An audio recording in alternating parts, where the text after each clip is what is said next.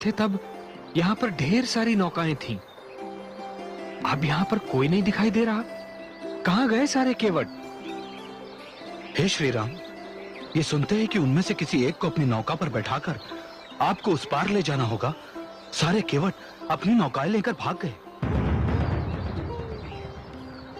भाग जाने का कारण? भय प्रभु। किसका भय? मेरा? नहीं नहीं प्रभु, आपका भय नहीं। आप तो स्वयं भय भंजन हैं।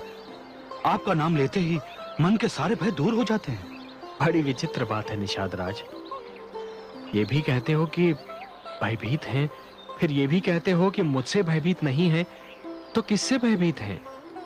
आपके चरणों की धूल से प्रभु। धूल से? धूल से क्या डरना निषाद राज? हे श्री राम, सारा संसार जानता है कि आपके चरणों की धूल लगते ही पत्थर की मूर्ति जीती जागती देवी बनकर जी उठी।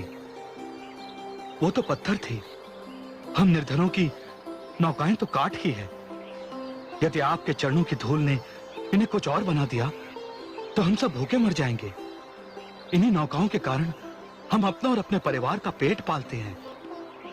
हे श्री राम, यही कारण है कि सारे नाविक अपनी नौकाएं लेकर भाग खड़े हुए। निषाद राज, आपने तो मुझे असमंजस में डाल दिया। अब चरणों की धूल का भला मैं क्या कर सकता हूं? इस समस्या का समाधान तो मेरे पास भी नहीं है। हे कौशल्य नंदन, यदि आप मेरी बात मान जाएं, तो मेरे पास इस समस्या का समाधान है। तो बताओ ना। हे प्रभु, आप मुझे अपने पांव पखारने दीजिए। मैं आपके पांव इतने प्रेम से धोऊंगा कि इन पर एक भी रजकण शेष नहीं रह जाएगा। नहीं निषाद राज, चरण तो ऋषि मुनियों और महात्माओं के धोने चाहिए। मैं तो एक साधारण मानव हूं। हे श्री राम, जो राजभवन छोड़कर वन का पथ ले, उससे बड़ा ऋषि और कौन हो सकता है? जो राजसी ठाट बाट छोड़कर सन्यासी का वेश धर ले, उससे बड़ा मुनि और कौन हो सकता है? हे श्री राम, सत्ता पाने के पश्चात भी सत्ता का लोभ ना करके सत्ता किसी और को सौंप दे, उससे बड़ा महात्मा और कौन हो सकता है? आप तो मेरे लिए ऋषियों के ऋषि, महात्माओं के महात्मा और मुनियों के मुनि हैं।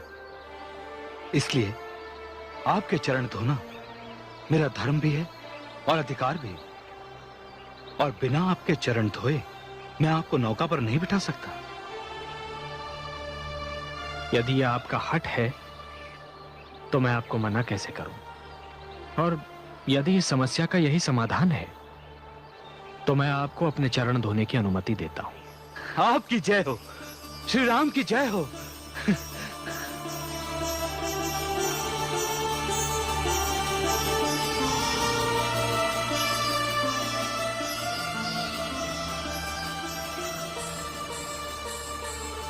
विराजे श्री राम।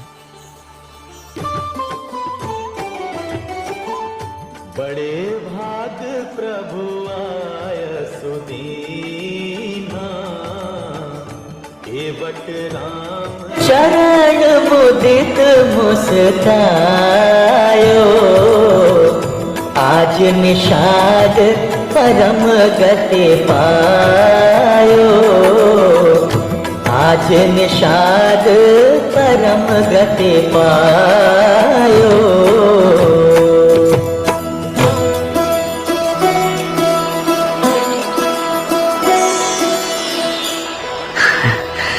प्रभु, मैं धन्य हूँ। आइए, पधारिए।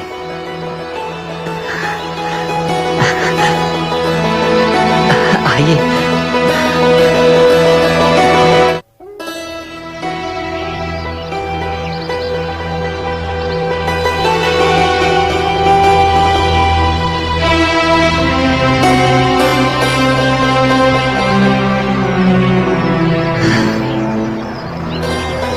आइए प्रभु।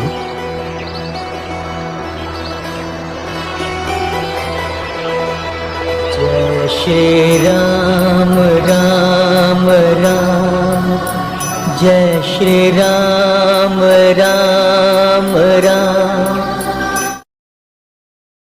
जय श्री राम राम राम, जय श्री राम राम। हे अयोध्या की माटी, जय श्री राम तुमसे विदा लेता है।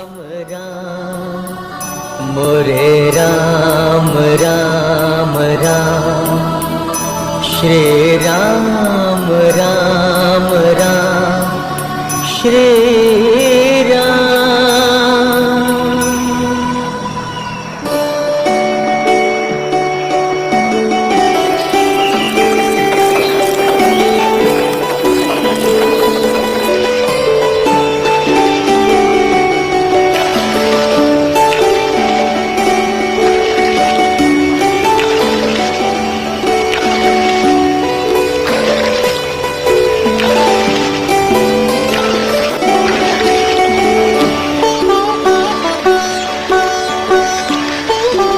शीघ्र चलाओ सारथी, शीघ्र चलाओ, हमें अयोध्या शीघ्र ही पहुंचना है।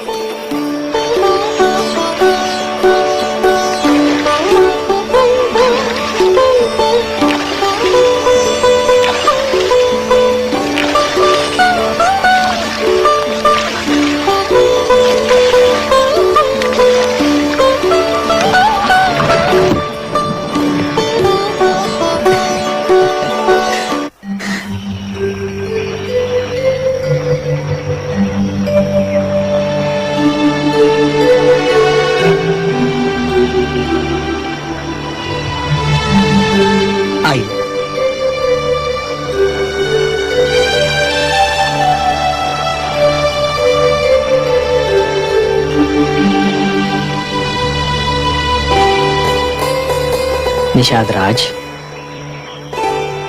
मैं किन शब्दों में आपको धन्यवाद दूं? आपने हमें पार उतार दिया, किंतु मुझे खेद है निषाद राज कि आपको देने के लिए मेरे पास कुछ भी नहीं है। हम राजभवन से कुछ भी नहीं लाए, अब हम आपको उतराई कैसे दें? हे श्री राम, आपने अपने पांव पखारने दिए, मुझे सब कुछ मिल गया। अब मुझे किसी वस्तु की आवश्यकता ही नहीं रही। मुझे संसार का सबसे बहुमूल्य धन मिल गया। किंतु वो तो आपका स्नेह था, आपको अपने परिश्रम का मूल्य तो मिलना चाहिए। हे पतित पावन, आप मेरे घाट आए, मैंने आपको घाट पार करा दिया। जब मैं आपके घाट पहुंचूं, तो मुझे भवसागर पार करा दीजिएगा। मैं समझूंगा मेरे जीवन भर के परिश्रम का मूल्य मिल गया।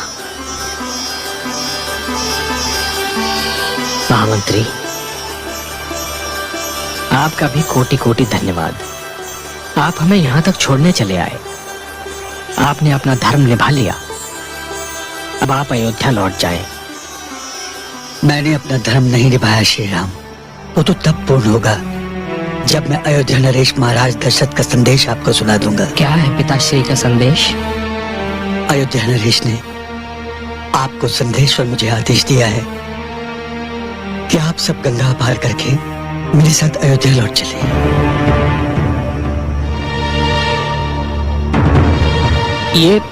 ये आप क्या कह रहे हैं महामंत्री? मैं ठीक कह रहा हूँ श्री राम। अयोध्या से आपके बाहर निकलते ही महाराज का महारानी कैकेयी को दिया वचन कि आप अयोध्या छोड़ देंगे, पूरा हो गया। रहे वनवास की बात, तो ये 14 वर्ष का वनवास तो आप अयोध्या के समीप रहकर भी पूरा कर सकते हैं। हे श्री राम, इससे मेरी आप सबसे विनती है, आप मेरे साथ अयोध्या लौट चले। आपके साथ अयोध्या लौट चलूं और समस्त संसार के समक्ष अपने प्रिय पिता के उपहास का कारण बनूं? जिस पिता ने मुझे स्वयं विद्रोह करने का परामर्श देकर नरकगामी होना भी स्वीकार कर लिया, किंतु अपने वचनों से विमुख नहीं हुए। अयोध्या लौटकर मैं ऐसे पिता का इतना बड़ा तिरस्कार कर दूं? नहीं महामंत्री, नहीं, यह संभव है। हे श्री राम, आपकी प्रतीक्षा में महाराज का एक एक पल काटना कठिन होगा। मेरे साथ आपको न देखकर न जाने महाराज की क्या दशा होगी। उनके लिए तो आग जब खाना भी कठिन होगा। महामंत्री, आप पिताश्री तक मेरा यह संदेश पहुंचाने की कृपा कीजिए कि यदि वो चाहे तो मुझसे मिलने वन में आ सकते हैं। हे श्री राम, महाराज की जो दशा है उसको देखते हुए कदाचित आप तक पहुंच से। हाँ मंत्री, अपने पिता की दशा की कल्पना करते ही मेरा मन व्याकुल हो जाता है, कांप उठता है। किंतु मैं विवश हूं महामंत्री, विवश हूं मैं। न मैं उनका वचन भंग कर सकता हूं और न ही अपना प्राण तोड़ सकता हूं। श्री राम राम राम जय आप उन्हें जाकर समझाइए, राम राम उन्हें समझाइए महामंत्री, श्री राम समझाइए। आपकी आज्ञा से विमुख होने का मुझ में साहस नहीं है, किंतु महाराज के प्राण केवल आपके दर्शन के लिए अटके हुए हैं। यदि पुत्र प्रेम की यही आहुति एक पिता को देनी है और यदि यही नियति का लेख भी है तो राम भी इस पीड़ा को आजीवन सहेगा। किंतु 14 वर्षों से पूर्व मेरे अयोध्या लौटने का प्रश्न ही नहीं उठता महामंत्री। महामंत्री, मैं जानता हूं कि समय की तुला के पलड़ों में से एक में मेरे पिता के प्राण हैं और दूसरे में उनका प्राण। और मेरे लिए मेरे पिता के प्राण के सम्मान से अधिक कोई वस्तु महत्वपूर्ण नहीं है।